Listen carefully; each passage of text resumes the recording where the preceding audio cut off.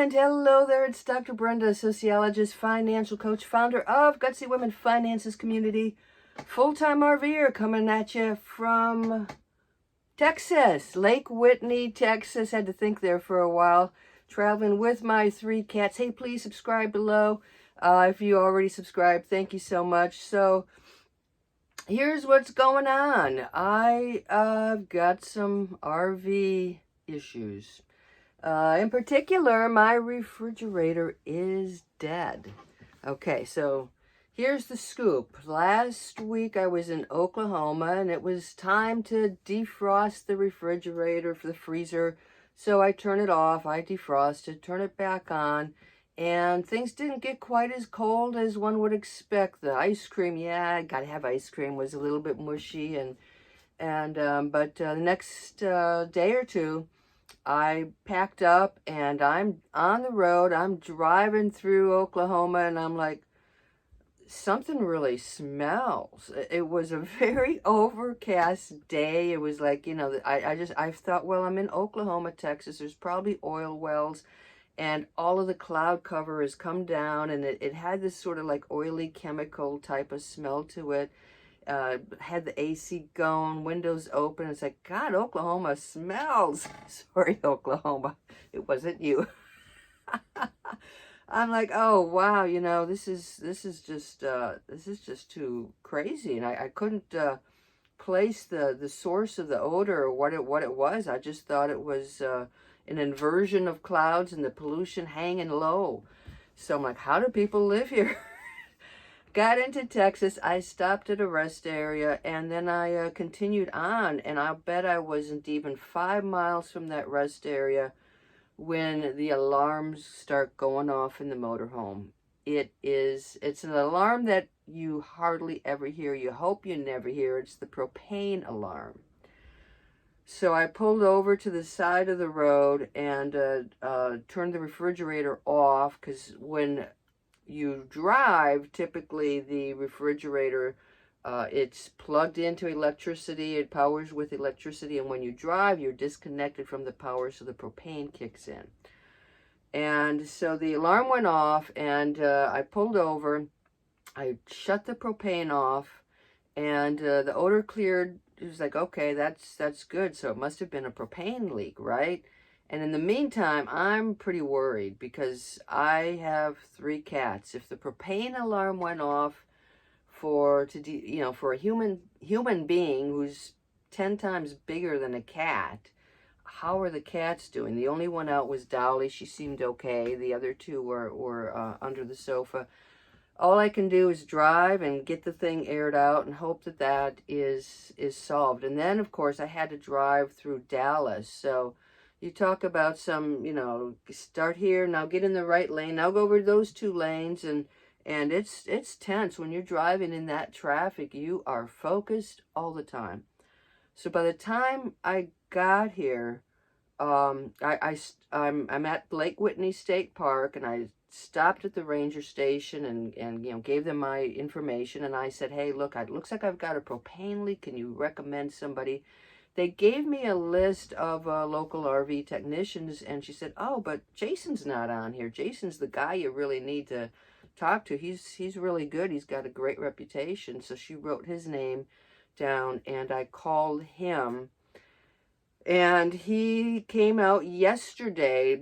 Big, if you've RV'd for any period of time, you know how difficult it is to find an RV technician who's good and dependable and shows up on time. This guy was really, really good.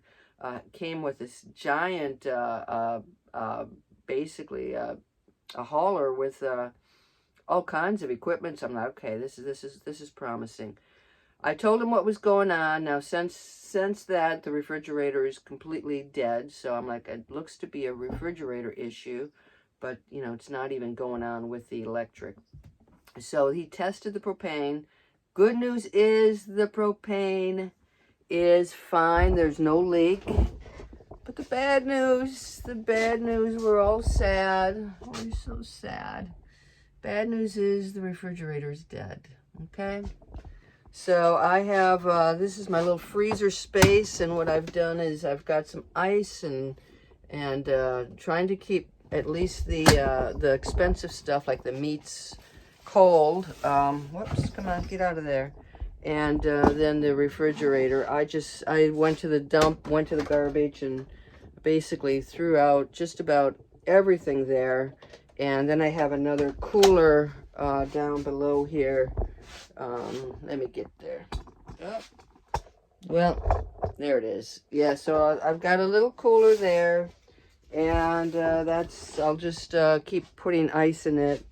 So what he did is he checked the panel in the back here outside, and he knew immediately what was going on. He said, this is all yellow. That means the ammonia just basically discharged. And either it's, a new cooling system, which costs almost as much as the new refrigerator. So it's like, this is a 2012 motorhome, so that refrigerator is at least 10, probably 11 years old. Time to replace it. So what does it cost? I mean, this is, I think, like 7 cubic feet or whatever, however they measure it. It's a small refrigerator freezer. So you would think, right, the smaller the cheaper. Guys, if you haven't gone through this, it's expensive. So the new refrigerator is, you ready? $2,000. $2,000. So, it's just like a home. Things break down. I try to put the positive spin on this, that $2,000, I'm not happy about it, but it's not like it was when I was, really poor in my 30s. It's not gonna break my budget. Well, it will break my budget, but it's not gonna, put me too far behind. But the thing is, I found somebody, he got out here quickly. He was able to track down a new refrigerator, so he ordered it. It's being shipped. I am planning to leave this park in Thursday. Today is Friday, so I've got about a week where the refrigerator has to come in, and he can put it in. He said it takes about an hour, and I will have a new working refrigerator. So the $2,000 is just the refrigerator, does not include any costs for freight and his labor to install it. So that's what's going on. The good thing is that we found a refrigerator, because I've been going online trying to find the replacement model for this, and I couldn't find that information. But I've been going into forums, and people are waiting for months for a new refrigerator. So instead of months, it should be, now a matter of days until I have a new refrigerator. Another thing is that I'm happen to have found Jason. I'm at a park where I found a really good RV technician who has the sources and can take care of all this. And I'm even looking at another positive thing, okay? Because next week I'm going to Austin. And if you've been following my YouTube channel for a while, I'm a big Trader Joe's fan, and Austin has Trader Joe's. So all of the condiments and all of the stuff that I just threw out of the refrigerator, and the space that I'm going to be clearing in the freezer, I can fill it up with Trader Joe's stuff. So, shit happens when you're on the road. It happens in a house too. When you're on your own, you gotta take care of all these things by yourself. It's really no different. I mean, when I was living in a house, it was very difficult to find workers to come in and take care of things. People didn't show up. Things were expensive. You'd have to get different quotes. So it's really not any different. You just have to figure these things out as you go. But yeah, to lay out this kind of money, you've got to have an RV maintenance budget. I mean, I work as a financial coach, and I've been also, tapping into money that I had when I sold the house. But If you come out here thinking your only expenses are the campground and gas, which is horribly expensive, and you've got to eventually you got to get new tires. You got to things break down, so you got to have that budget. So anyway, that's sort of the good news. The bad news, it's like I said, these things. Yeah, the refrigerator has served me well, and 10, 11 years off of RV refrigerator. You know what? It's okay. It's. I can't control the cost. Why an RV refrigerator costs so much? Probably because there's not a lot of manufacturers. There's not a lot of choice. And, these all have to fit into your cabinetry just perfectly. So, anyway, I'm getting a new refrigerator, and hopefully most of my meats will be saved. And if not, you know what?